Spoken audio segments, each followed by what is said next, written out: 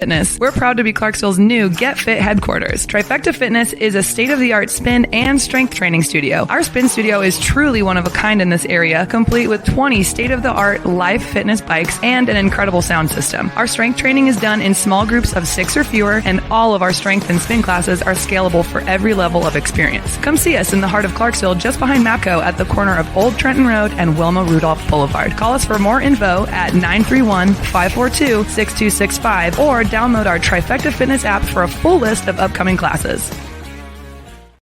Specializing in metal parts, machining, and fabrication since 1960, Girding Enterprises.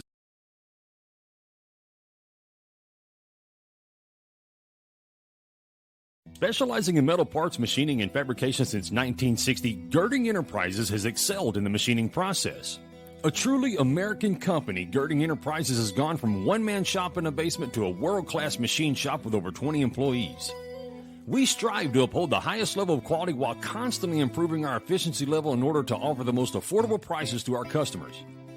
Visit us online at girdingent.com or give us a call at 636-274-9802.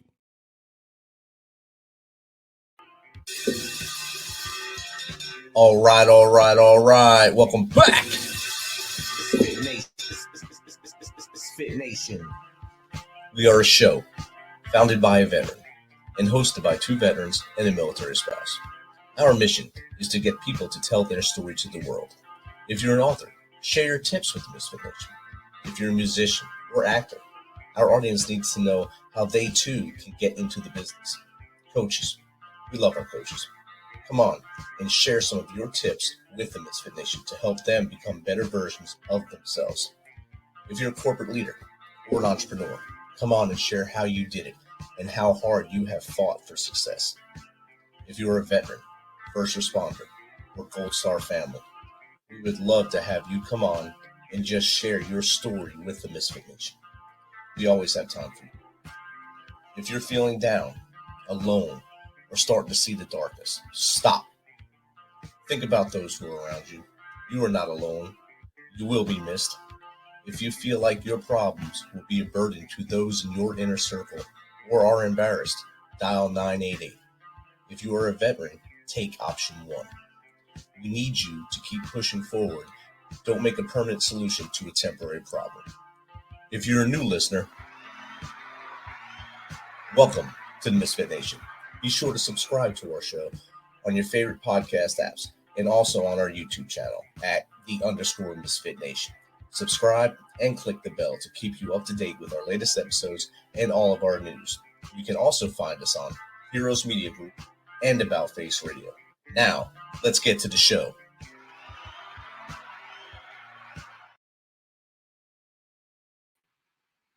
All right. Welcome to our Thursday night after dinner live show coming at you on About Face Radio and all our social media accounts.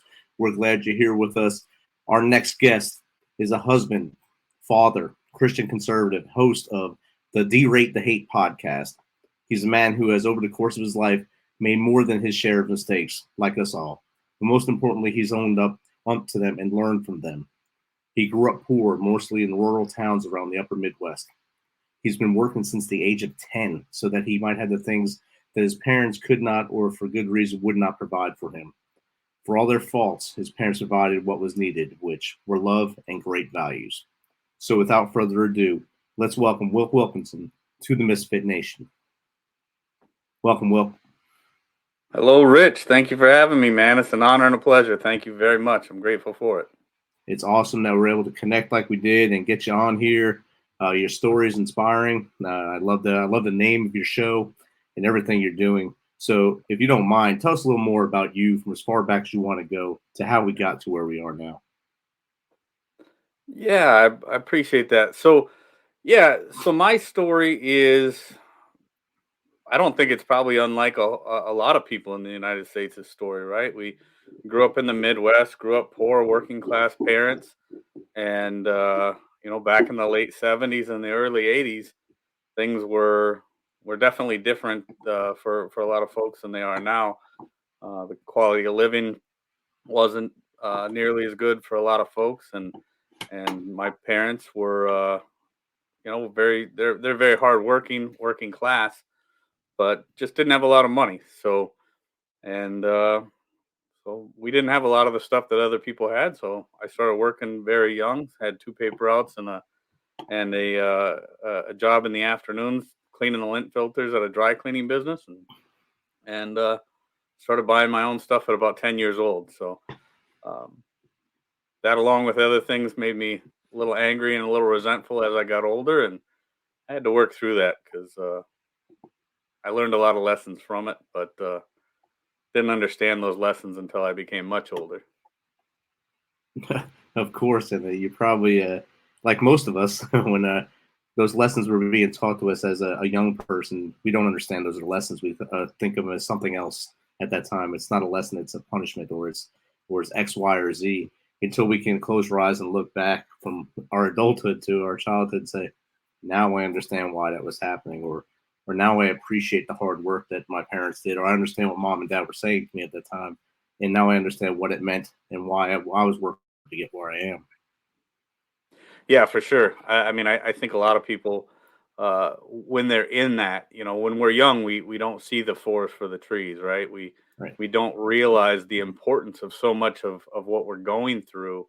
And, for me, Rich, it was a lot of just being miserable and angry and saying, why am I being put through this? What is happening to me?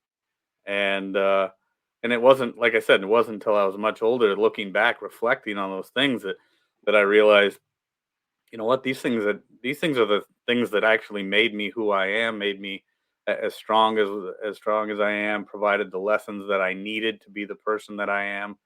And one thing that was so important was, if I could go back and tell myself then, this is all temporary. This is all temporary, and take every bit as much, every bit of it that you can take, and learn as much of it that you can learn. And it'll come back into play later, and it's going to be important. Exactly. I wrote in my book about the lessons that I learned from my mom and dad that I didn't understand. They were giving me lessons, and I didn't appreciate them as lessons as a youth, as a child. And same time frame, I was a 70s kid as well, 70s and 80s, and running the streets in Jersey and just doing things that I thought were cool, staying outside until the lights came on because that's what you did. And then you came home where the whistle blew, and then you came home the hard way. And but those lessons didn't resonate to me until I had a child of my own, or until I realized I had more responsibilities than just me, and I had to think of more of the we instead of the me thing to get things through life. Right. Yeah. And for me, it was I let a lot of those things stand in the way of maybe having a kid or having a good relationship or doing those things. So I didn't even have my first child until I was in my 40s. My wife and I. So I let a lot of that let a lot of those things escape me, and I just tried to stay young and irresponsible for as long as humanly possible. And but some of it intentionally, some of it not so intentionally, but for good reason. It all happened for the right reason. It definitely does. I like that you said, like, stay young as long as humanly possible. And that's when I retired from the Army, I was asked by the general at my retirement ceremony, "What are you going to do now?" I said, "Well, I guess I got to get a grown-up job. I've been doing a kid's job for 22 years. I played soldier for 22 years." And he just looked at me and laughed. He said, "This was a real job." I said, "I know, but it was something I wanted to do as a kid. I wanted to be in the Army, and I played Army for 22 years. Now I have to be responsible and have a job." Right. Yeah. No. And mine was, just to be completely honest with everybody, mine was running the bars, chasing women, doing, drinking as much beer as I could drink and stay out of jail, and yeah, it was, and then all the other things that come along with that. So yeah, it was one of those things for me where, whether it was my immaturity or my anger and resentment, I wasn't going to grow up until it was absolutely necessary. Until you had to press the pause button and be a grown up. Yeah, no, that's right. That's right. I actually love the world a lot better now than I did then. So I will tell people I wouldn't choose that path. That's why I try to help people now using the lessons that I've taken out of my life to maybe help people wake up to the importance of, having that connection of being married and building a family and doing those things and doing them earlier in life. Because I don't know about you, Rich, but I'm certain after spending 22 years in the Army that your body is in probably as much, if not more pain than mine is. And I will tell you that being 47 years old, going on 48 with a 3-year-old daughter that is wound for sound about 14 hours a day, it's probably not the preferred path, but I wouldn't change it for anything in the world. It's incredible. It hurts a lot more to pick her up now, but it's probably better for you. I mean, at least you have her to pick up, so that's good. Yeah, no doubt. So we had our daughter when we were young. That was one of my goals. I wanted to be able to run around with her and not be totally broken. So I retired. Well, she graduated high school. I retired within the same month. So it all worked out perfectly. That's beautiful, man. That's beautiful. And what year did you retire then? 2015. 2015. Nice. That's good. Yeah, I've got friends. I was in the Navy for a short period of time, and that it didn't work out for my knees and whatnot. So, but I've got friends that stayed in for the full ride, and never been more proud of anybody than just those that are willing to spend, that amount of time, serving our country and serving all their brothers and sisters in arms. That's incredible. It was a calling for me, and I think it was something. My life's dream was to be a soldier, and I lived out my dream. That part of my chapter is over. Now this chapter is to help others, serve others, kind of like what you do with the DERATE the Hate podcast. That you try to bring bridge that divide that we have especially right now in our country, in the world, really, the divide of hate between people just listening to talking heads and not understanding that we're both looking for the same thing. We're looking for a nice, peaceful life and success for everybody. And how does that help you as you on this journey, this part of your life now, as you made that into your 40s, your 3-year-old daughter, and how you're broken, a little bit beat up, and but now you've made that decision to say, hey, I'm doing things, living life with purpose on purpose now. Yeah, and that is it's an incredible purpose, and I'll tell you why, Rich. Because the country that we live in is, as it is to so many people, not just us veterans, but so many people absolutely love this country, and they love their country, they love their family, they love their community, they love this, whatever it is. But then they turn on the news and they see all the ugliness, or they listen to their local politicians, or more specifically, their federal politicians. They're and they hear all this fear, outrage, and grievance all the time. And then all of a sudden they lose sight of all those beautiful things that they love, their family, their community, their jobs, the things that they have going on right in front of their face. And that fear, outrage, and grievance starts to build this wall of negativity between them and the reality of what's right in front of them. And so many people have allowed that, those grievance grifters and those outrage entrepreneurs, they've allowed those people to stand in the way of their own happiness. So when I'm on the DERATE the Hate podcast, or doing work with Braver Angels, which is it's an incredible organization that I do a lot of volunteer work with, we're all about bridging that divide, because like you said, Rich, so many people, they really want the same thing. They want food in their belly. They want a warm bed to sleep in at night. They want a good job so they can provide for their family. They want to raise their kids in a country that they can be proud of. And whether you're on the right, the left, somewhere in between, or not affiliated with politics in any way, shape, or form, those are really common things that most of us want. And when you pay attention to the anger and the just the distrust and like I said, that fog out there, the fear, outrage, and grievance, if that's what you're paying attention to, that's what your brain is going to continue to seek out. So I try with the DERATE the Hate podcast to do as much as I can to help people see the good in this world, help people find people that are bettering this world. And it's really just about bettering the world one attitude at a time, because it starts with us. Exactly. It starts right there in the mirror. When you wake up in the morning, you start stacking your victories and you look in that mirror. If you look in that mirror and you say, I'm going to be a miserable person today, it's going to be a miserable day. If you look in that mirror and say, I'm going to kick today's butt, you're going to win that day, and it's going to be a great day for you and those around you, because your aura will also spread out around you. No, that's absolutely right. As you've started this path with that, have you met anyone that really pushed back against it, or have you just met most people that say, hey man, you're right, I don't know what I was thinking, I think we all need to do this? Yeah, I don't think I've actually met anybody that pushes back against the idea of trying to better the world. But the thing is just like a conversation that I recently had with a gentleman named Dan Stone. He's going to be on the podcast in a few weeks. People often don't realize, or they just don't understand how negative they actually are, and they start to kind of get this this misinterpretation of the people that they're maybe speaking out against, or speaking about.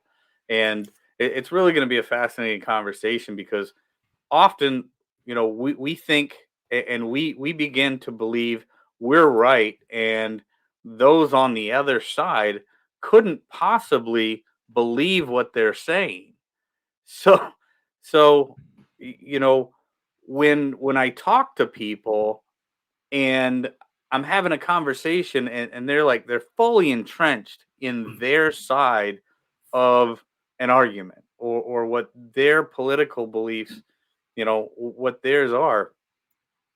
They're like, yeah, I hate all this toxicity, and I hate all this. But it's them. It's them that's always doing this. Right. And I think that's pretty common, right? I mean, we see it everywhere, and now we're seeing it on both sides of the political spectrum more than we probably ever have in any of our lifetimes, Rich, where people are just like literally fully entrenched, and they've now taken their political beliefs and made that part of their core identity. So when they're talking about what they believe, they're like, "Oh yeah, well, I'm on the moral high ground here. I've got this all figured out. I'm right. I'm not the toxic one. They are." And it's always they and them, and so it's not that people have really pushed back against my mission. I think they just don't realize how important it is, like you said, to look in the mirror, right? Start stacking your own victories and figure out what your downfalls are, because I can promise you, none of us are perfect and none of us are right all the time. So it's really, it starts to take a different turn when you start looking in the mirror and realizing, maybe I need to think about that a different way. Maybe that person isn't evil. Maybe they're wrong, but they're not evil. So pushback, no. Sometimes just a little naivete, I think. Definitely is. And I mean, we're all guilty of it at some point or other in our lives, that my thoughts are better than your thoughts, and where my idea is way better than your idea. I can go back to about 2012, and in the mountains of Afghanistan, it was me and another NCO. We're butting heads over how to provide security on our outpost, because his way was better for him, my way was better for me and my team. But we wouldn't talk to each other. We would yell at each other. We were causing hate amongst our two teams that didn't need to be there. Right. And it took an outside, the sergeant major came in and said, you know what, you two need to just sit and have a Coke. I said, I don't want to sit with this guy, and I don't want a Coke. It's too hot. He said, sit down and have something. You just sit down and drink something together and exactly do that and understand what you want to do. And then you'll understand that you both want the same thing, and it'll all work out. And that's exactly what happened. Yeah. We sat down. I think we just drank some tea in the little DFAC hut, and we talked it out. And that's all it took. Instead of just berating each other all day long, we just sat there and talked, and we wound up just doing what we had to do. Right. And that's what happens, way too often, Rich, is is people allow their emotions to get the best of them. And one of the things that I talk about all the time, and I try to instill in people in every situation that I can, is when you allow your emotions to dictate your actions, bad things tend to happen. When two people in an argument or two people in a conversation start to get heated and they start to allow their emotions to get the best of them, what often happens is they lose sight of the real, where were we trying to go with this in the first place? They start talking past each other, and it's amazing how often people completely lose sight of what were we trying to do in the first place. Now we're focusing more on how to do it than how to get there than where we want to go. And like you said, we probably are trying to get to the same place, and we lose sight of the fact that maybe I've got great intentions and you've got great intentions. We just have different ideas on how to get there, and it just turns into this shouting match. And whenever you start to yelling, in my opinion, at this point in my life, and take it from somebody who's done more than my share of yelling is loss of control. I don't know about you, Rich, but I'm fairly certain, just from what I know about you, you don't like to be out of control of you. You probably don't like to be out of control of much. I don't like to be out of control of much. And I know when I start yelling, I've lost control of me. And there's nothing that makes me feel worse at this point in my life than losing control of me. Right. And like you said, when you were on your road out there drinking and all that stuff, that was probably a time when you could lose control pretty easily. And now you can look back and say, I should have done this differently. But in your chapter you're in now, you understand that you in control controls the situation. Actually, if your calmer minds always prevail. If man A is yelling and screaming at man B, and man B just keeps his cool, man B is going to walk away a happy man, because he listened to that person go nuts, listened to hear him, and then said thank you, walked away, or have a nice day, God bless you, and do what you have to do. And you can still live to fight another day if you just keep your cool. No, that's absolutely right. I mean, it's I can think of so many situations over the course of my life where I start to second guess myself and think, what if I had done that different, or what if I had done this different, or what if I had done that different? But ultimately, the best thing that we can do for ourselves and those people around us, especially the people that we love, is just be in control of ourselves, be in control of the moment, because personal accountability is ultimately when it comes right down to it, that's really, in many cases, the last thing that we've got. There are so many things that are outside of our control, and it's really a matter of how we react to them that makes the difference. Like you were talking about, man A is yelling at man B, and man B is yelling at man A. I cannot control, Rich, what you are going to do or what you are going to say. I can only control how I'm going to react to it. And that's really the case in so many things in our world. So many things in our world, in our personal life, in our jobs, in school. We don't have the ability to control so much. So many things in this world are out of our control, especially other people. We can only control how we react to them. So when I think at the end of the day, when I'm going to bed at night and I think, did I do everything right today? No, I didn't do everything right today. But what I did do is I stayed in control of myself in spite of all the things that were outside of my control. Now I can look back on that day with honor, figure out the mistakes that I made, learn from them without having to beat myself to death over them, and go to bed, with a clean heart, a clean mind, and wake up the next day ready to do it again. Definitely. And I think if we all adapt to that, we won't buy into the things we were talking about earlier with the two sides of the fence trying to tell you what to do, or the political grandstanding that goes on, trying to elicit a response from somebody. And if you don't give them that response, you win ultimately by not giving them the response. And they always look for that person to respond, to do something evil to make them look better. And if you don't give them that, you're the winner at that point. You gave that accountability, that calm, cool collectedness, and you had that personal accountability at that time. And speaking of which, how much do we place on personal accountability as things go forward in our world now? Yeah, I mean, one of the things that, well, just like you just said, Rich, I don't care if it's the politicians out there, and I don't mean don't get me wrong, there's probably a few good politicians out there, but they're not the ones that get in front of the microphone every day, right? And they're not the ones that are blowing up the Twitter feeds and the Facebook feeds and putting out the reels of just this bombastic, venomous, vitriol stuff, right? Yeah, they're not the ones that are doing that. They're the ones that are back in the shadows with their nose to the grindstone, actually looking to make results. The ones that I'm talking about, and the news networks as well, and there's not a news network out there right now, I don't believe, that's not guilty of this.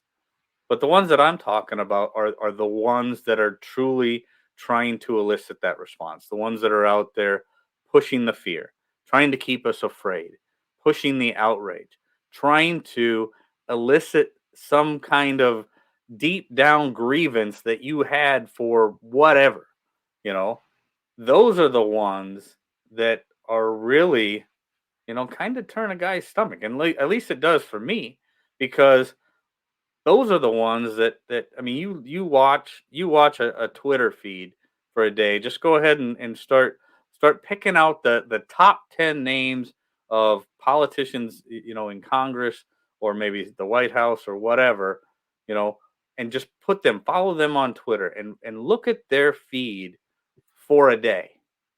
It's not that they're out there, giving some beautiful,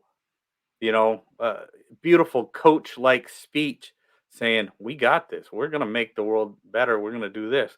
No, they're spreading hate. That's what they do. They're eliciting fear. They're look at what happened to our country over the last 3 years. It was all about fear. You got to be scared. You got to stay in your house. You got to wear a mask. You got to stay 6 feet away from everybody. You can't go to work. You can't open up your business. You can't eat inside. You can't do these things. It's all about fear. We got to get people fear, because fear is a mechanism for control. And or outrage. How often do you see the people in the news media that are really pushing to get people mad? It's either about fear, or it's about anger, or it's about eliciting some grievance that you had for, whether you're in some protected class or you're a man, you're a woman, you're somewhere in between, if that's what you believe, whatever, they figure out a way to elicit some kind of grievance to try and get you in a box. I call them grievance grifters for a reason. As soon as they can hook you onto that grievance and put you in that box, they're going to be able to use it. Definitely. And you brought some great points up there. Those who are spotlighting, that's the ones I call them, the Twitter and the Instagrammers. They're just spotlighting to try to get that next vote, and I guess play to their base. They play to their base, but they're not really doing anything for the greater good of our country. They're doing things for the greater good of them. They look right. They wake up in the morning and say, "How can I get more votes today? How can I keep the votes I had and do that?" And that's not what we need. And when you started to go down that path about fear, I thought about when you started your podcast in April of 2020, and I was thinking about the biggest fear they had was that we're all going to run out of toilet paper. Right. I still don't understand why that was a problem, even after this many years. I don't know why that was the biggest issue, was toilet paper, but everyone bought up all the toilet paper, and it was like white gold for everybody. Right. Yeah, I still keep an extra bale in my basement. I'm not gonna lie. But you didn't buy out Costco or Sam's to make sure you had it, right? Nope. Just had an emergency stash. I still don't understand why that was the biggest thing, and I have no idea. The first thing they thought of. So I thought maybe this disease, maybe if I cough, I'm gonna crap my pants or something. So this must be what's going on with this thing. I had no idea. Right. Yeah, you grab both arms of the chair. And pray as you're doing it. Please, God, right? don't let me cough too bad today. Oh, that's right. Yeah, I still don't get that, but Yeah, it's amazing what just thinking about human behavior, right? And how easy it is now for with the 24-hour news cycle and the social media and half just so much of this stuff is just somebody could instill fear in a whole continent in minutes now. And that's one of the reasons why I talk about, I say toxicity can make it halfway around the world before civility will get its first like and share. Yeah, It's definitely. it's so unfortunate that is the stuff that goes viral, right? And all of a sudden somebody starts talking about a pandemic, instantly people are like, pandemic. Oh no, I need toilet paper. So literally within hours, the planet is just overrun. Every retailer on the planet is overrun with people. It's kind of like when I lived in Florida. I lived in Florida for 13 years, Rich, and uh, and every time, uh, you know, every time they'd start talking about a hurricane, I mean, the grocery store shelves are just completely wiped out. Nobody wants to leave anything for anybody else. All logic goes out the window. It's just they're wiping out the grocery store shelves, all the bread, all the milk, all the bottled water, all the Exactly. generator. Gone. Boom. It's done in an hour. And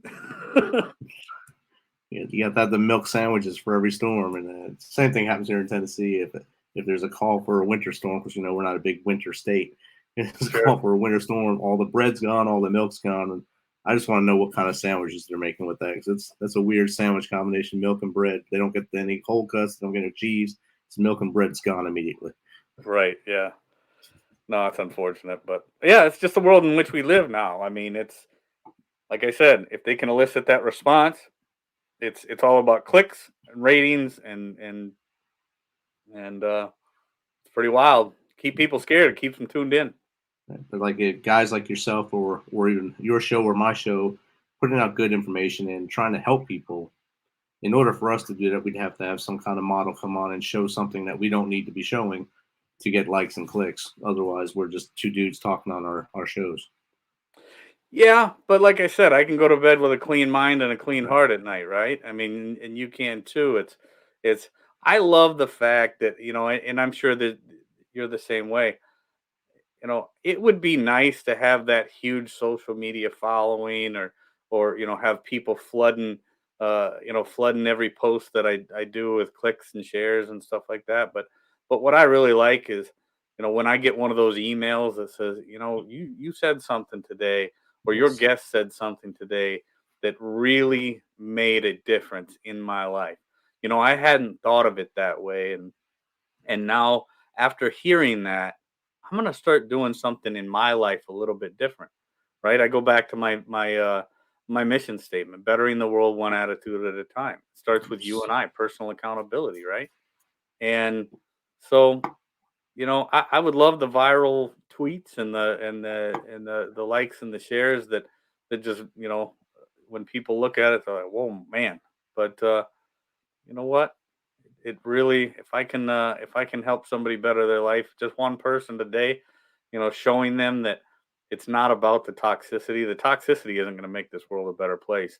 It's there's nothing about that that's going to make the world a better place.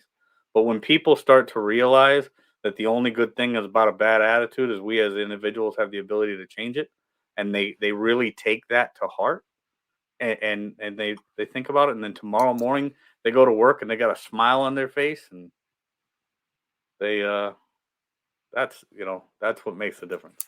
It definitely does. Like I said in our pre-show, I said for us it's reach one, teach one. Exactly what you just said. If you get one person to come back, give you that thumbs up, hey, you got me last night, or you did this, your show this week really got me going and pumped me up for the rest of the week. That's what it's all about. If one of my random posts go viral, it's just because someone else made it viral. It's not because of me. Right. But yeah, it's one of those things though. I love the idea of teaching, reach one, teach one. That's a beautiful phrase. And when you can teach somebody that yelling at somebody else, or getting into an argument with some keyboard warrior that you have that you don't know, and will likely never meet. When you realize that does absolutely nothing positive for our country or our universe or any living human being, and you'll never even reach somebody's core with that. But when you can have a conversation with somebody that maybe disagrees with you or that you think, I go back to the idea of misinterpreting what people really believe. If when you can have a conversation with somebody and do it in a civil way, especially with those whom you disagree, and you can walk away from that conversation saying, wow, I didn't know that about that person, or wow, I didn't know that about me. Right. When you can have those conversations, that's what makes the world a better place. It definitely does. You're spot on that right there. And there's many shows have you done, and I've done my fair share of shows already. Meeting the many people we both met Chancellor Jackson. We talked about him in the pre-show too. A great young man, and he could have went a totally different direction after his incident overseas, but he's used that to make a positive impact on everyone he talks to. Whether it's coaching or whatever he's doing, he's very, very deliberate about making the positive impact on people. And I think that's the kind of people we look for when we start our show. No, that's absolutely right. Yeah, Chancellor Jackson, very cool guy. And 14 days in Beijing was just thinking about that kind of experience and thinking about how bad that could have gone for him. And when I was having my conversation with him, Rich, the first thing in my mind was, how did you stay on the level? How did you, because he'll talk about it, and for anybody who's listening to this, go back and listen to Rich's conversation with him or my conversation with him, and I'm sure you'll find out, for the first several days that he was locked up in Beijing, he was in a box for all intents and purposes with people who did not speak the same language at all. He could not even communicate with them. Think about how frightening that is. And fear makes people do weird things. You start to, you become paranoid. You become, things. He didn't. He stayed on the level. He just kept on thinking in his own mind, I don't know how this is going to end, but I'm going to come out of this hole. And he kept his mind about him. He kept his wits about him. He didn't do anything stupid. And it's just you're right. It's an inspiring story. It's a very cool story. And now the videos that he's putting out daily. I mean, you follow his Instagram or follow him anywhere on social media, really. And just super inspiring little snips, little shorts that he's putting out there. And it's impressive. It definitely is. And you also left out that he wasn't even able to. They never told him what was going on. They didn't. Oh yeah, that's right. Lawyer, he didn't even know what. Yeah. So he was just there. Yeah. So he didn't know if he was there for the rest of his life. Because I mean, you're in a communist country. It could have been the rest of your life, especially being an American. He would have become a pawn in a chess game between two governments at that point. No, that's absolutely right. Yeah, and I think most people, and rightfully so, but most people would be, just scared out of their minds. And definitely. But that's it's an impressive young man for sure. And has there been anyone else that's been on your show that really inspired you, like Chance? I have had the absolute honor to meet a lot of inspiring people through my podcast. I've met just some wonderful people that, whether it be people who are out there trying to do things like I do, better bridge that divide, that political divide. That's how I became part of Braver Angels, that organization that I was talking about, bridging the political divide. My friends, Rick Hotchner, Barbara Thomas, Monica Guzman, who wrote the book, I Never Thought of It That Way. She's incredibly inspiring. I just did a speaking event with her in Westport, Connecticut last week. Daryl Davis was another man who is an absolute icon in the civil rights space, and also just a fascinating boogie woogie blues musician. You know, the way he plays piano is just incredible. So, but he's been instrumental in taking several hundred people out of, whether it be the neo-Nazi movement or the Ku Klux Klan, things like that. So getting the opportunity to speak with somebody like Daryl Davis is something that, you know, I'll take to my grave as one of the greatest things I've ever gotten. You know, I've ever had the opportunity to do. Chris Singleton, his mother was killed in the Mother Emanuel Church shooting, and in Charleston back a number of years ago by Dylan Roof, the guy that tried to start a race war. So he's, you know, white supremacist, you know, that killed Chris Singleton's mother, and having a conversation with him talking about forgiveness and how he was able to forgive. There's probably nothing more inspiring than to listen to a young man like that who was able to forgive his mother's killer because he knew that that's what he had to do to get past what had happened. Not get over it, but to get past it, you know, for his life personally. Now he speaks to thousands and thousands of people every year, talking about that story, talking about the importance of forgiveness, and so many more. I mean, and then talking about, you know, redemption for radicals. I spoke with Jeff Scoop on my podcast a couple different times. Jeff Scoop used to be the head of the National Socialist movement here in the United States, a neo-Nazi in his own right. He was actually pulled out of that movement by Daryl Davis, the man I mentioned earlier. So, and now both, you know, these people are not just people that I've spoken to, but they're people that have made a true impact on my life. I call them my friends.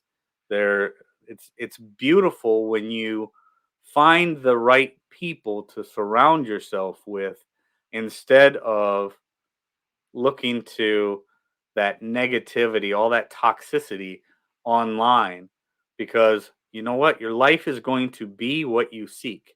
And if you seek out the negativity and the toxicity, your brain, your reticular activating system will continue to find more hate, more negativity, more toxicity. So why not make the conscious decision to surround yourself with good people? Not necessarily people you agree with all the time, but good-hearted people who have a good story to tell and who are in their own right trying to make the world a better place. Amen. Perfect right there. That's an outstanding way to say it. And well, as we talked many times on this, that we have this divide. If you can sit down with a group of, I'd say teenagers right now would be the best people to talk to, because they're addicted. They're on that thing all day long. They were handed it in the crib. They're handed a tablet, and it can't get out of their hand. It's a leash now. What kind of advice would you give them to maybe bridge that divide and put that thing down and maybe look at people in the eyes and talk to them? I think that's the $1 million question, Rich, is how do we now go into this next generation, or even the ones that I think they're the Gen Zers now, right? And then the Gen Zers, and then even the next ones after that, whatever they're called. I don't even know if they've got a label on them yet. I don't like labels, but when we talk to them, I think it's important for them to understand personal accountability and gratitude. So if you're going to look at social media or spend all your time in this internet ecosystem, it is very important. It's just like any other tool, right? It's just like any other tool. We talk about guns, or people like me would talk about a firearm as a tool, or I don't care if you're talking about a firearm or a skill saw or a hammer or an iPad or a smartphone or whatever. That tool in your hand is only as good and can only be used for what you want it to do, right? And if you seek toxicity, you will find it. That internet ecosystem, that the algorithms within social media will keep you shoveled full of the stuff that people like to shovel, right? Or maybe don't like to shovel, but it's there and it needs to be shoveled. If you, just like any other tool, any tool can be used for evil. that internet ecosystem can be a fabulous thing. It can be a tool used for immense learning. But if you seek toxicity, you will find more of it than you could possibly imagine. And no matter how hard you try, it's going to affect you. And it's really a matter of what you want to do with it. So I would just say, get out there, speak with your neighbors, spend more time talking to people face to face than you do online. And your life will show the results. It's going to be a lot better place. Outstanding advice, Wilk. And Wilk, I appreciate you coming on and spending some of your evening tonight with us. Tell the audience how to get in touch with you and how to link in with your show, maybe subscribe to your show or even get on your show. Thank you so much for that, Rich, because, we got to do what we can to spread that positive message. I can be found, the show can be found at DERATETHEHATE.com. I can be found on most social media platforms. I don't have a huge social media following, but we already talked about that and why. But the show is great. I can put out one episode every week. Sometimes I put out bonus episodes. DERATETHEHATE.com, WilksWorld.com. If people want to get a hold of me, getting a hold of me is easy. And if somebody wanted to be on the show or they've got a great idea for a guest, I would be happy to entertain that idea. And I'm just all about finding people that are out there better in the world like I am. So if you got an idea for a show or want to talk to me about something, hit me up at wilk@wilksworld.com. I've got the website wilksworld.com and DERATETHEHATE.com. And like I said, most social media platforms, you can either find Derate the Hate, Wilk's World, or Wilk Wilkinson. Outstanding. Wilk, this has been a great chat. Again, audience, is Wilk Wilkinson, host of Derate the Hate and U.S. Navy veteran. He's found his new chapter in life. He has a 3-year-old girl that keeps him busy, keeps him on his toes 14 hours a day. So the other couple hours a day, you can jump in and listen to his show and hang out with him, and then subscribe to him and give him some support as well. Wilk, thanks again for taking some of your time tonight to hang out with the Misfit Nation. So greatly appreciated, brother. It's been an honor. I appreciate you very much, and keep doing what you do to better the world, Rich. Outstanding. Thank you. Thanks for checking us out and being a part of the Misfit Nation. Don't forget to visit our website at themisfitnation.com. It's themisfitnation.com to catch up on all of our episodes and also to get some of that great Misfit Nation gear. As always, be humble, stay hungry, and keep hustling because we are